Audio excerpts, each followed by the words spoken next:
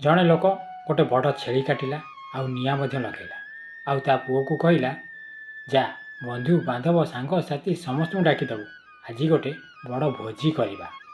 ପୁଅ ବାହାରକୁ ଗଲା ଆଉ ରାସ୍ତା ମଝିରେ ଛିଡ଼ା ହେଇ ଜୋରେ ଜୋରେ ଚିଲେଇଲା, ଦୌଡ଼ି ଆସ ନିଆଁ ଲାଗିଯାଇଛି। କିଛି ସମୟ ପରେ କିଛି ଲୋକ ସାହାଯ୍ୟ କରିବା ପାଇଁ ଆସିଲେ। ବାକି ଲୋକ ଏମିତି ବ୍ୟବହାର ଦେଖାଇଲେ ଯେ ସେମାନେ କିଛି ଶୁଣି ହିଁ ନାହାନ୍ତି। ଯେଉଁ ଲୋକମାନେ ଆସିଲେ ସେମାନେ ରହିଲେ, ଭୋଜି ମଧ୍ୟ ଖାଇଲେ। ବହୁ ସମୟ ଯାଏ ଭୋଜିରେ ମଜା ମଧ୍ୟ କଲେ। ଲୋକଟି ବ୍ୟସ୍ତ ହୋଇ ଏପଟ ସେପଟ ଦେଖିଲା, କହିଲା, ଏମାନଙ୍କ ମଧ୍ୟରୁ ଅଧିକାଂଶ ଲୋକଙ୍କୁ ତ ମୁଁ ଜାଣି ହିଁ ନାହିଁ। ନିଜର ସମ୍ପର୍କୀୟ ବନ୍ଧୁବାନ୍ଧବ ସବୁ କାହାନ୍ତି?